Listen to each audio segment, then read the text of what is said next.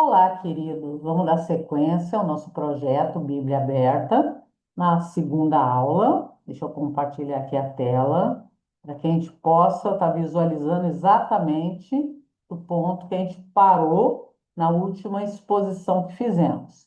Então, nós estamos falando sobre essa carta específica de Paulo, a primeira aos Tessalonicenses, que hoje nessa aula eu fico só com esse verso, é o primeiro, para que a gente possa entender um pouco do que eu quero traçar aqui com relação à exegese do texto. Vocês lembram, na última aula, falamos sobre exegese, que tenta entender, decifrar ou mesmo amplificar o entendimento nosso em relação ao texto, olhando alguns aspectos como, por exemplo, da língua, como, por exemplo, se existem outros textos que falam a respeito daquele texto que estamos pesquisando, nosso contexto sociocultural da época. Então, a exegese vai tirar desse texto o melhor possível para que possamos entender. Muitas das pessoas chegam para nós e falam que não entendem realmente a Bíblia, e a gente já abordou também, vamos abordar um pouco mais à frente, essa questão do gênero textual, entre outras etapas, para que a gente possa tirar o melhor dos textos bíblicos. Então, aqui, nesse primeiro verso, nós elencamos 4 perguntas muito simples, para que a gente possa entender melhor a carta. Esse gênero literário é um gênero muito utilizado no Novo Testamento. Então, a primeira pergunta, porque ele está nessa cidade, ou porque ele está escrevendo a essa cidade, ou seja, ele já esteve lá. A segunda pergunta, que época era essa? A terceira, que contexto seria esse? E a quarta, ele veio de onde? Então, nós temos aqui algumas perguntas básicas, das quais algumas vamos responder e outras vão suscitar novas perguntas, das quais a gente consegue também dirimir em outro livro, também canônico, também que está no Novo Testamento, que é o livro de autoria de Lucas. O evangelista Lucas, ele escreve o Evangelho de Lucas e também o livro de Atos. Vocês lembram também, eu falei um pouco na primeira aula, que o livro de Atos ele é considerado um livro histórico, porque ele conta ali a história do início da igreja até as viagens de Paulo, outras missões. Então, ele conta esse início aí da composição da igreja do primeiro século. Então, a primeira pergunta, porque ele está nessa cidade, a gente tem lá em Atos capítulo 17, eu vou pedir. Eu vou compartilhar a tela a seguir com alguns desses textos, para não ficar muito longa a aula, mas você pode abrir a sua Bíblia aí no livro de Atos, capítulo 17. Vamos encontrar a resposta para essa primeira pergunta. A segunda, que época era essa? Nós conseguimos identificar também no livro de Atos. A terceira pergunta, que contexto é esse? Ele veio de onde? De onde também tem essas respostas em outros capítulos de Atos, Atos 15, Atos 16, alguns trechos do 16, dependendo da pergunta que fizermos. E também vamos ter algumas respostas a mais, isso só olhando o primeiro verso que estamos nos atendo da carta de Paulo aos Tessalonicenses. Então, na outra tela, eu já trago Atos 15, 36, que diz assim: alguns dias depois, disse Paulo a Barnabé: voltemos agora para visitar os irmãos por todas as cidades nas quais anunciamos a palavra do Senhor para ver como passam. Quando ele fala essa palavra voltemos, ele está se referindo a um campo, né, geográfico do qual ele já passou, não exatamente todo ele, mas um campo que ele já passou e que ele está voltando. Então, nós identificamos aqui que esse contexto se trata da segunda viagem missionária de Paulo. Quando falamos de viagens missionárias, muitos questionam e também não entendem por que o autor Lucas coloca lá várias regiões dentro de uma só, e nas epígrafes, geralmente dos textos, estão lá a primeira viagem, a segunda viagem. Não é que ele tenha feito 3 viagens e a quarta ele viajou aprisionado. Cada um dessas viagens compõem uma área geográfica bastante grande. Então, nós temos aqui essa região que ele vai na segunda viagem missionária, ele já está indo para o lado europeu. Então, nós temos aí uma gama grande de regiões visitadas e que está nesse contexto da segunda viagem. Isso é importante porque às vezes as pessoas falam, ah, mas a primeira carta dele, talvez ele esteja incipiente ainda no ministério, mas não, porque ele já está na segunda viagem e já tem uma longa caminhada aí, inclusive de implantações de igrejas e etc. Mas ele está nesse gênero epistolar, começando a primeira carta aos Tessalonicenses. Atos 16, no verso 1, me traz também a seguinte informação. Chegou também a Derbe e a Listra, duas regiões ali. Havia ali um discípulo chamado Timóteo, filho de uma judia crente, mas de pai grego. Então, nós temos aqui o relato do encontro dele com Timóteo. Nós temos também no livro de Atos, não vou trazer agora, o encontro dele com Silas, quando Silas se juntou às missões paulinas. E Atos 16, no verso 6 a 10, nós temos assim: E percorrendo a região frígio-gálata, tendo sido impedidos pelo Espírito Santo de pregar a palavra na Ásia, defrontando Mísia, tentavam ir para Bitínia, mas o Espírito de Jesus não o permitiu. E tendo contornado Mísia, desceram a Trode. À noite, sobreveio a Paulo uma visão, na qual um varão macedônio estava em pé e lhe rogava, dizendo: Passa a Macedônia e ajuda-nos.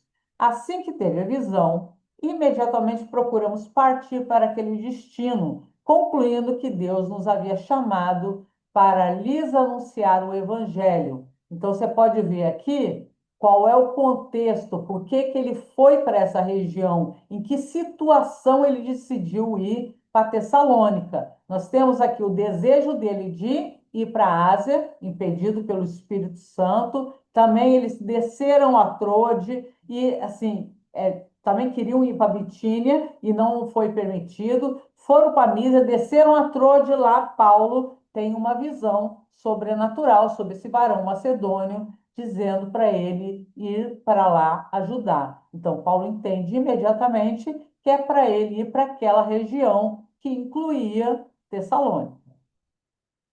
Atos 17 traz uma série de informações a respeito dessa cidade em si. Nós temos aqui no verso 1, tendo passado por Anfípolis e Apolônia, chegar a Tessalônica, onde havia uma sinagoga de judeus. Obviamente, Paulo, com essa estratégia dele, que lá no verso 2 ele já fala, como de costume, foi procurá-los e por 3 sábados arrazoou com eles acerca das escrituras. Era um hábito, né, de Paulo, chegava numa cidade, ele procurava a sinagoga, ele não abandonou o povo judeu, ele ia lá pregar o evangelho de Cristo nas sinagogas.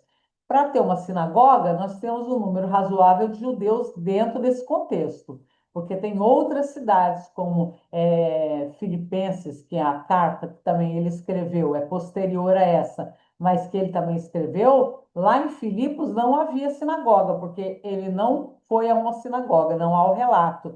Se não há o relato de não ter uma sinagoga, significa que tinham menos judeus do que o mínimo possível para se formar uma. Então, aqui já em Tessalônica, nós temos um número razoável de judeus, e ele vai lá então. No verso 3 diz assim: expondo e demonstrando ter sido necessário que o Cristo padecesse e ressurgisse dentre os mortos, e este, dizia ele, é o Cristo, Jesus, que eu vos anuncio.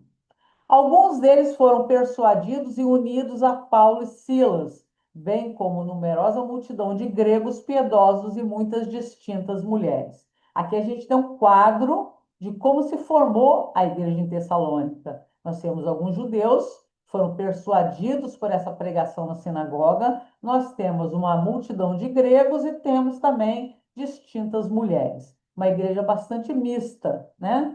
Os judeus, verso 5, porém, movidos de inveja, trazendo consigo alguns homens maus dentre a malandragem, ajuntando a turba, alvoroçaram a cidade e, assaltando a casa de Jason, procuravam trazê-los para o meio do povo. Jason hospedou Paulo e os missionários em sua casa, E aqui nós temos um outro viés que a gente vai entender um pouco mais tarde, lendo e dissecando melhor o texto de 1 aos Tessalonicenses, que existe um problema político aqui, que no verso 7 aqui de Atos 17 já nos dá aí uma dica, né? Todos estes procedem contra os decretos de César, afirmando ser Jesus outro rei. É um problema com a nomenclatura paulina em atribuir a Jesus o título de Quírios, de Senhor, que naquela época era atribuído a alguns governadores, os Césares e etc. Então, nós temos um conflito aí, né, que vai surgir em relação a esse título, mas a gente vai falar mais a miúde quando a gente estiver lendo a carta em seu corpo total. No 8, tanto a multidão como as autoridades ficaram agitadas ao ouvirem essas palavras. Contudo, soltaram Jason e os mais, após terem recebido deles a fiança estipulada. Então, Atos 17 nos dá um contexto mais específico da carta aos Tessalonicenses, da formação da igreja, de como era o contexto, como eles chegaram, e ao mesmo tempo nos dá também a entender como eles saíram, né? Que Paulo mesmo relata na carta, vamos ver isso durante a leitura do texto, que ele teve que sair da cidade não por vontade própria. Então, como todos sabem, também nas aulas ao vivo, eu também dou informações sobre a Bíblia, algumas traduções, falo algumas palavras em grego também para dissecar e entender melhor o contexto, falo sobre os gêneros literários, a composição total da Bíblia. E aqui eu trago algumas informações desse site da Sociedade Bíblica do Brasil, que está aqui como o livro mais traduzido que se tem conhecimento. E também, séculos antes de Cristo, figuras como escribas, sacerdotes, profetas, reis e poetas de Israel registravam eventos históricos e revelações divinas. Esses escritos, considerados de extrema importância, foram cuidadosamente copiados e preservados ao longo das gerações. Ele está falando do Antigo Testamento. O Antigo Testamento, ou Bíblia hebraica, é composto por esses textos que refletem a fé e a história do povo de Israel. No período de Esdras e Neemias, tornou-se necessário traduzir oralmente as escrituras para o aramaico. Tinha muitas pessoas que já não dominavam mais o hebraico e falavam em aramaico, então, oralmente, não de maneira escrita, mas oralmente, foram traduzidos para que se pudesse alcançar esse povo de fala aramaica. Essa prática visava tornar a mensagem bíblica acessível a todos os ouvintes, evidenciando a preocupação em comunicar a palavra de Deus de forma compreensível. Então, nós temos aqui também um quadro que eu peguei lá no site do Wycliffe, vocês podem acessar lá, sobre as estatísticas, né, da escritura completa hoje, quantos idiomas, quantas pessoas alcançadas, tanto Bíblia completa como partes do Novo e do Antigo Testamento, como também os idiomas alcançados, você tem essas informações nesse site, tem até outros gráficos lá e outras, vamos dizer assim, outras informações que são bacanas para quem gosta de trabalhar esses dados, para quem gosta de estar por dentro de como esse livro foi traduzido, de que maneira, quantas pessoas alcançadas. E nós temos, então, essas informações e podemos fazer, então, uso delas. Agora, para a próxima aula, nós vamos entrar bastante mais a fundo, verso a verso, explicando verso a verso, a carta de Paulo aos Tessalonicenses, no seu capítulo 1, e, se for possível, vocês leem o capítulo 1 e 2 para vocês ficarem melhor contextualizados com aquilo que vai ser falado.